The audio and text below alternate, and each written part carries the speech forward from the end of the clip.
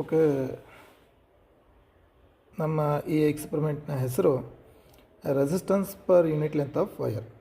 As per practical ನಾವು ನೋಡಿದಾಗ ಎಕ್ಸಾಮಿನೇಷನಲ್ಲಿ ನಮಗೆ ಈ ಎಕ್ಸ್ಪರಿಮೆಂಟ್ನ ಏನು ಕೊಟ್ಟಿರ್ತಾರೆ. ಸೊ ನಾವೇನು ಬರಿಬೇಕು ಇದಕ್ಕೆ ಅಂತಂತಂದರೆ, ನಾವು ಫಸ್ಟಾಗಿ ಪ್ರಿನ್ಸಿಪಲ್ನ ಬರಿಬೇಕು, ಅದು ಓಮ್ಸ್ ಲಾ ಆಗಿರುತ್ತೆ. ಅದಾದ ನಂತರ ನಾವು ಎರಡನೇದಾಗಿ ಫಾರ್ಮುಲಾ ಬರೆದು ಅದರ ಟರ್ಮ್ಸ್ಗಳನ್ನ ಎಕ್ಸ್ಪ್ಲೇನ್ ಮಾಡ್ತೀವಿ. ಇಲ್ಲಿ ನಮ್ಮ ಫಾರ್ಮುಲಾ ನೋಡ್ಬೋದು. ಒಂದು R is equal to 1/m ಅಂತಿದೆ. ಇಲ್ಲಿ ಆರ್ ಅಂದ್ರೇನು, resistance of the wire. M ಅಂತಂದ್ರೇನು, ಸ್ಲೋಪ್ನಿಂದ ನಾವೇನು ತೊಗೊಂಡಿರ್ತೀವಿ ಆ ವ್ಯಾಲ್ಯೂ ತೊಗೊಂಡಿರ್ತೀವಿ ಫ್ರಮ್ ಗ್ರಾಫ್. ಅದಕ್ಕೆ ಕರೆಂಟ್ ಮತ್ತು ವೋಲ್ಟೇಜಿನ ರಿಲೇಷನ್ನಿಂದನೇ ಡ್ರಾ ಮಾಡಿದ್ದಾರೆ ಇರುತ್ತೆ. ಸೊ ನಾವು ಗ್ರಾಫ್ ಹಾಕಿದಾಗ ಆ ಪಾಯಿಂಟ್ನ ನಿಮಗೆ ಅರ್ಥ ಮಾಡಿಸ್ತೀನಿ. ಇನ್ನು ನಮಗೆ resistance per unit length of wire ಅಂತಂದಾಗ resistance by length of the ವೈಯರ್ನ ನಾವೇನು ಮಾಡಬೇಕಾಗುತ್ತೆ, ರೇಷಿಯೋನ ತೊಗೊಂಡಾಗ ನಮಗೆ ರೆಸಿಸ್ಟೆನ್ಸ್ ಪರ್ ಯೂನಿಟ್ ಲೆಂತ್ ಸಿಗುತ್ತೆ. ಸೊ ಈ ಎಕ್ಸ್ಪರಿಮೆಂಟಲ್ಲಿ ಈ ಎರಡು ಪಾಯಿಂಟ್ಗಳನ್ನ ನಾವೇನು ಮಾಡ್ತೀವಿ, ಎಕ್ಸಾಮ್ನ ಪಾಯಿಂಟ್ ಆಫ್ ವ್ಯೂ ಆಗಿ ನೋಡ್ತೀವಿ. ಇಲ್ಲಿ ನಮಗೆ ಅಪಾರ್ಟಸ್ ಮತ್ತು ಪ್ರೊಸೀಜರ್ದ ಎಂಟ್ರಿ ಮಾಡೋದು ಇಂಪಾರ್ಟೆನ್ಸ್ ಇರೋದಿಲ್ಲ. ಎರಡನೇದಾಗಿ ನಾವು ಸರ್ಕ್ಯೂಟ್ ಡಯಾಗ್ರಾಮ್ನ ಅಬ್ಸರ್ವ್ ಮಾಡ್ತೀವಿ.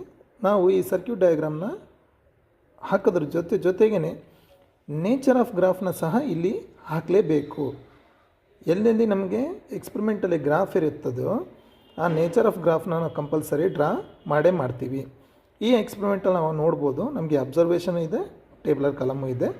ಸೊ ಸರ್ಕ್ಯೂಟ್ ಡಯಾಗ್ರಾಮ್ನ ಹಾಕಿ ನೇಚರ್ ಆಫ್ ಗ್ರಾಫ್ನ ಹಾಕಿದ ಕೂಡಲೇ ನಾವು ಯಾರನ್ನ ಎಂಟ್ರಿ ಮಾಡಬೇಕು, ಎಂಟಿ ಅಬ್ಸರ್ವೇಷನ್ ಆ್ಯಂಡ್ ಎಂಟಿ ಟೇಬಲರ್ ಕಾಲಮ್ಗಳನ್ನ ನಾವೇನು ಮಾಡಬೇಕು, ಡ್ರಾ ಮಾಡಬೇಕು. ಸೊ ಇಷ್ಟಾದ ಬಳಿಕ ನಾವೇನು ಮಾಡೋಣ, ನಮ್ಮ ಈ ಎಕ್ಸ್ಪರಿಮೆಂಟಲ್ ಸೆಟಪ್ಗಳನ್ನ ಸೆಟ್ ಮಾಡೋದನ್ನು ಪ್ರಾರಂಭ ಮಾಡೋಣ. ಸೊ ಇಲ್ಲಿ ನೋಡ್ಬೋದು ನಾವು ಕ್ಲಿಯರಾಗಿ, ಬ್ಯಾಟ್ರಿಯ ಒಂದು ಕೀ ಅಮ್ಮೀಟ್ರಿಗೆ ಹೋಗ್ತಾ ಇದೆ ಪಾಸಿಟಿವ್ನಿಂದ. So negative of the ammeter ಎಲ್ಲಿಗೆ ಬರ್ತಾಯಿದೆ, ನಮ್ಮದು ರೆಸಿಸ್ಟೆನ್ಸ್ ವೈರ್ದು ಒಂದು ಟರ್ಮಿನಲ್ ಬರ್ತಾಯಿದೆ, ಅಲ್ಲಿಂದ ವೋಲ್ಟ್ ಮೀಟ್ರ್ ಪಾಸಿಟಿವ್ ಬರ್ತಾಯಿದೆ. ಅದೇ ರೀತಿಯಾಗಿ ಈ remaining terminal of the wire, resistance wire, negative terminal of the voltmeter ಎರಡೂ ಸೇರಿ ಎಲ್ಲಿಗೆ ಹೋಗ್ತಾ ಇದೆ, ರಿಯೋಸ್ಟ್ಯಾಟಿಂದ ಅಪ್ಪರ್ ಟರ್ಮಿನಲ್ಗೆ. ನೆಗೆಟಿವ್ನಿಂದ ಕೀ ಥ್ರೂ ಎಲ್ಲಿಗೆ ಬರಬೇಕು, ರಿಯೋಸ್ಟ್ಯಾಟಿನ ಲೋವರ್ ಟರ್ಮಿನಲ್ ಬರಬೇಕು. So as per circuit connection ನಾವೇನು ಮಾಡಬೇಕು, ಫಸ್ಟಿಗೆ ಒಂದು ಪಾಸಿಟಿವ್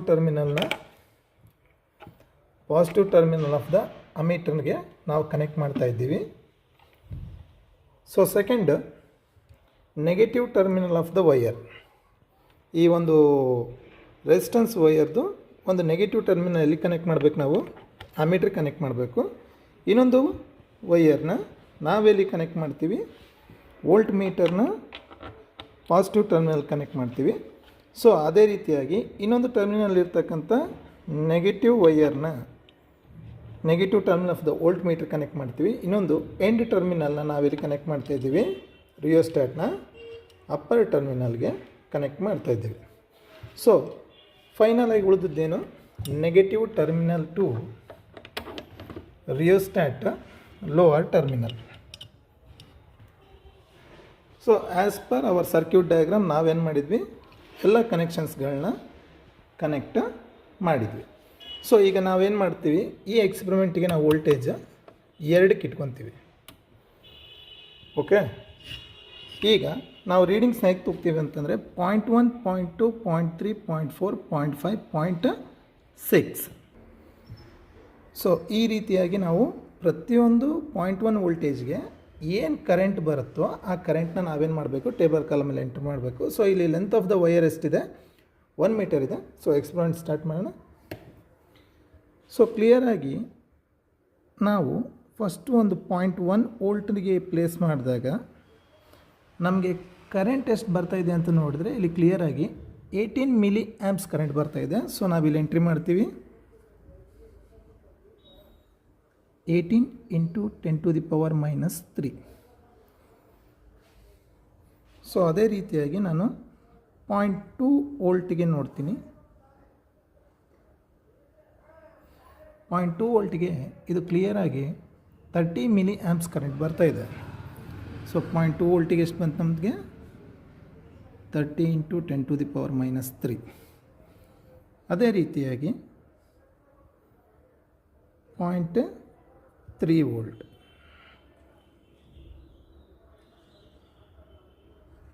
0.3 ವೋಲ್ಟಿಗೆ ಇದು 42 ದಾಟ್ತಾ ಇದೆ. 3 ಮಧ್ಯೆ ಸ್ವಲ್ಪ ಫ್ಲಕ್ಚುಯೇಷನ್ ಇದೆ. ಸೊ ನಾನು ಎಷ್ಟು ಅಂತೀನಿ ಇದನ್ನ 42 ಇಂಟು 10⁻³ ನೆಕ್ಸ್ಟ್ 4 ವೋಲ್ಟಿಗೆ ಎಷ್ಟು ಬರ್ತಾ ಇದೆ? 4 ವೋಲ್ಟಿಗೆ ನಾವು ನೋಡಿದಾಗ ಇದು 60 ಬರ್ತಾ ಇದೆ. ಸೊ 4 ವೋಲ್ಟಿಗೆ ಎಷ್ಟು ಬರಿತೀನಿ ನಾನು? 60 ಇಂಟು 10⁻³ ಇದೇ ರೀತಿಯಾಗಿ ನಾವು 5 ವೋಲ್ಟ್ ಮತ್ತು 6 ವೋಲ್ಟಿನ ರೀಡಿಂಗ್ಗಳನ್ನ ಸಹ ಇದೇ ರೀತಿಯಾಗಿ ಬರ್ಕೊಳ್ತೀವಿ. ಸೊ ನಮಗೆ 0.5ಗೆ 72 ಮತ್ತು 0.6ಗೆ 90 ಮಿಲಿ ಆ್ಯಂಪ್ಸ್ ಕರೆಂಟ್ ಬಂತು. ಈಗ ನಾವೇನು ಫೈಂಡ್ ಔಟ್ ಮಾಡಬೇಕು? ಸ್ಲೋಪ್ನ ಫೈಂಡ್ ಔಟ್ ಮಾಡಬೇಕಾದ್ರೆ ನಾವೇನು ಮಾಡಬೇಕು? ಗ್ರಾಫ್ನ ಪ್ಲಾಟ್ ಮಾಡಬೇಕು. ಗ್ರಾಫ್ನ ಪ್ಲಾಟ್ ಮಾಡಿ ಅದು ಹೇಗೆ ಪ್ಲಾಟ್ ಮಾಡಬೇಕು? ಅಲಾಂಗ್ ಎಕ್ಸ್ ಆ್ಯಕ್ಸಿಸ್ ವೋಲ್ಟೇಜ್ ತೊಗೋಬೇಕು, ಅಲಾಂಗ್ ವೈ ಆ್ಯಕ್ಸಿಸ್ ನಾವು ಕರೆಂಟ್ನ ತೊಗೊಂಡು ಅಕಾರ್ಡಿಂಗ್ ಟು ಓಮ್ಸ್ ಲಾ ಹೇಗೆ ಲೈನ್ ಏನ್ಲಿಂದ ಪಾಸ್ ಆಗುತ್ತೆ ಅಂತಂದರೆ ಒರಿಜಿನಿಂದ ಪಾಸ್ ಆಗುತ್ತೆ ಒಂದು ಸ್ಟ್ರೇಟ್ ಲೈನು. ಆ ಸ್ಟ್ರೇಟ್ ಲೈನ್ ನಾವೇನು ಫೈಂಡ್ ಔಟ್ ಮಾಡಬೇಕಾಗುತ್ತೆ? ಸ್ಲೋಪ್ ಫೈಂಡ್ ಔಟ್ ಮಾಡಬೇಕಾಗುತ್ತೆ. ಸೊ ಗ್ರಾಫ್ ನಾವು ವ್ಯಾಲ್ಯೂಸ್ನ ಹೇಗೆ ತೊಗೊಂಡಿದ್ದೀನಿ ಅಂತಂದರೆ 0.1 0.1 0.1 0.1 0.1 volt along X axis and 10 20 30 40 50 60 70 80 up to 100 10 10 10 10 milliampere current along Y axis ತೊಗೊಂಡಿದೆ. ಇಲ್ಲಿ ಸ್ಕೇಲ್ನ ಕಂಪಲ್ಸರಿ ನಾವು ಬರಲೇಬೇಕು. ಸೊ ನಾನು ಪಾಯಿಂಟನ್ನು ಪ್ಲಾಟ್ ಮಾಡಿ ಪಾಯಿಂಟ್ನ ಅಬ್ಸರ್ವ್ ಮಾಡ್ಬೋದು. 1 ವೋಲ್ಟಿಗೆ 18 ಇದೆ, 2 ವೋಲ್ಟಿಗೆ 30 ಇದೆ, 3 ವೋಲ್ಟಿಗೆ 42 ಇದೆ, 4 ವೋಲ್ಟಿಗೆ 60 ಇದೆ, 5 ವೋಲ್ಟಿಗೆ 72 ಇದೆ, 6 ವೋಲ್ಟಿಗೆ 90 ಇದೆ. ಸೊ ನಾವು ಒರಿಜಿನಿಂದ ಹಿಡಿದು ಯಾವ ಪಾಯಿಂಟ್ ಒರಿಜಿನ್ ಥ್ರೂ ಪಾಸ್ ಆಗ್ತದೋ ಅವನ್ನ ನಾವೇನು ಮಾಡಬೇಕಾಗುತ್ತೆ? ಸೇರಿಸ್ಕೊಂತ ಹೋಗ್ಬೇಕಾಗುತ್ತೆ. ಯಾವ ಪಾಯಿಂಟ್ ಸ್ವಲ್ಪ ಹೊರಗಡೆ ಹೋಗುತ್ತೋ ಅದನ್ನು ಬಿಟ್ಟು ಒರಿಜಿನಿಂದ ಪಾಸ್ ಆಗೋ ಪಾಯಿಂಟ್ಗಳನ್ನ ಸ್ವಲ್ಪ ಫೋಕಸ್ ಆಗಿ ಕನ್ಸಿಡರ್ ಮಾಡಬೇಕಾಗತ್ತೆ. ಸೊ ನಾನು ಲೈನ್ ಡ್ರಾ ಮಾಡಿ ಸ್ಲೋಪ್ನ ಡ್ರಾ ಮಾಡಿ ತೋರಿಸೋವರೆಗೂ ವೆಯ್ಟ್ ಮಾಡಿ.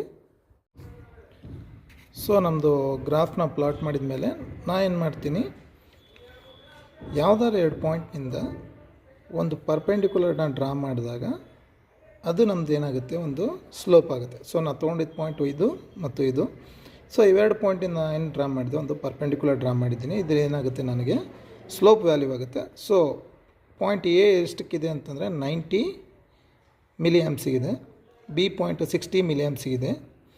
So along Y axis, along X ಆ್ಯಕ್ಸಿಸ್ದು ನೋಡಿದಾಗ ನಮಗೆ ಸಿ ಪಾಯಿಂಟು 0.4 ವೋಲ್ಟಿಗಿದೆ, ಬಿ ಪಾಯಿಂಟ್ 0.6 ವೋಲ್ಟಿಗಿದೆ. ಸ್ಲೋಪ್ ಅಂತಂದಾಗ ನಾವೇನಂತ ಬರಿತೀವಿ? Opposite side by adjacent side. So opposite ನಮ್ಗೆ ಎಷ್ಟಿದೆ ಅಂತಂತಂದರೆ ಟೋಟಲ್ ಈ ಲೆಂತ್ ನಾವು ಕ್ಯಾಲ್ಕುಲೇಟ್ ಮಾಡಬೇಕಾದ್ರಿಂದಾಗ 90 - 60 ಇಂಟು 10⁻³ ಬರಿತೀವಿ.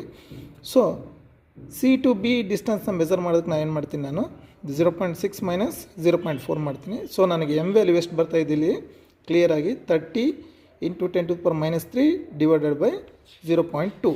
ಸೊ ಇದೇನು ನನ್ನದು ಎಮ್ ವ್ಯಾಲ್ಯೂ ಆಗುತ್ತೆ. ಸೊ ಅದೇ ರೀತಿಯಾಗಿ ನಾವಿಲ್ಲಿ ಫಾರ್ಮುಲಾದಲ್ಲಿ ಏನಂತಿದೆ? R = 1/m ಅಂತಿದೆ. R = 1/m ಅಂದರೆ ಏನಾಗುತ್ತೆ?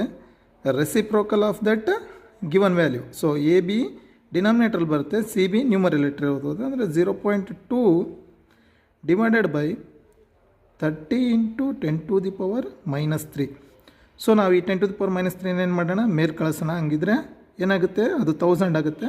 1000 ಇಂಟು 0.2 ಅಂದರೆ ನಮ್ಗೆ ಎಷ್ಟು ಬರುತ್ತೆ? 200 ಡಿವೈಡೆಡ್ ಬೈ 30. ಸೊ ಒಂದೊಂದು 0 ಆಯಿತು ಅಂತಂದರೆ ಇಲ್ಲಿ ನಾವು ಕ್ಯಾಲ್ಕುಲೇಟ್ರಲ್ಲಿ 20 ಡಿವೈಡೆಡ್ ಬೈ 3 ಮಾಡಿದರೆ ನಮಗೆ ಆನ್ಸರ್ ಬರ್ತಾಯಿದೆ 6.66 ಓಮ್. ಸೊ ಈ ವ್ಯಾಲ್ಯೂನ ನಾವೆಲ್ಲಿ ಬರಿತೀವಿ? ಇಲ್ಲಿ ಬರಿತೀವಿ 6.66. ಈಗ ನಮಗೆ ಬಂದಿರತಕ್ಕಂಥ ವ್ಯಾಲ್ಯೂ ಎಷ್ಟಿತ್ತು? Resistance 6.66. So length of the wire ಎಷ್ಟು ಅಂತ ಹೇಳಿದ್ವಿ ನಾವು? 1 ಮೀಟ್ರ್. ಸೊ ಆನ್ಸರ್ ಏನಾಗುತ್ತೆ? 6.66 ಓಮ್ ಪರ್ ಮೀಟರ್, ಇದು ಓಮ್ ಆಗುತ್ತೆ, ಇದು ಓಮ್ ಪರ್ ಮೀಟರ್ ಆಗುತ್ತೆ. ಸೊ ಇದೇ ವ್ಯಾಲ್ಯೂನ ನಾವೇನು ಮಾಡ್ತೀವಿ ಇಲ್ಲಿ ಬರಿತೀವಿ. ಸೊ ರಿಸಲ್ಟಲ್ಲಿ ಏನಂತ ಬರಿತೀವಿ? ಸೊ ರಿಸಲ್ಟಲ್ಲಿ ನಾವು ರಿಸಲ್ಟನ್ನು ನೋಡಿದ್ರೆ ರಿಸಲ್ಟ್ ಕ್ಲಿಯರಾಗಿ ಹೇಳ್ತಾ ಇದೆ 6.66 ಓಮ್ ಮೀಟರ್. ಸೊ ರಿಸಲ್ಟ್ ನಾವು ಕೊನೆಯದೇ ಬಂದ ಮೇಲೆ ನಮ್ಮ ಕಂಪ್ಲೀಟಾಗಿ ಎಕ್ಸ್ಪರಿಮೆಂಟಿಗೆ ಇರ್ತಕ್ಕಂಥ ಎಲ್ಲ ಪಾಯಿಂಟ್ಸ್ಗಳು ಇಲ್ಲಿಗೆ ಕವರ್ ಆಗುತ್ತೆ. ಸೊ ನಾವು principle, formula, circuit diagram, observation, tabular column, nature of graph ಇದನ್ನು ನಾವು ಇನಿಷಿಯಲ್ ಆಗಿ ಬರಿತೀವಿ. ಇದೆಲ್ಲ ಬರೆಯೋದಕ್ಕೆ ನಮಗೆ ಟೋಟಲ್ 8 ಮಾರ್ಕ್ಸ್ ಇರುತ್ತೆ. ಅದಾದ ತಕ್ಷಣ construction of the experiment, performing the experiment, entering to the tabular column, substitution and calculation ಸೇರಿ ನಮಗೆ 10 ಮಾರ್ಕ್ಸ್ ಆಗುತ್ತೆ. ಟೋಟಲ್ 18 ಆಯಿತು. ಕೊನೆಯದಾಗಿ ರಿಸಲ್ಟ್ ವಿತ್ ಯೂನಿಟ್ ಇದನ್ನು ಬರೆದಾಗ ನಮಗೆ ಉಳಿದಿರ್ತಕ್ಕಂಥ 2 ಮಾರ್ಕ್ಸ್ ಸಿಗುತ್ತೆ. ಸೊ ಟೋಟಲಾಗಿ ಇಲ್ಲಿಗೆ 20 ಮಾರ್ಕ್ಸ್ ನಮಗೆ ಕವರ್ ಆಗುತ್ತೆ. Thank you.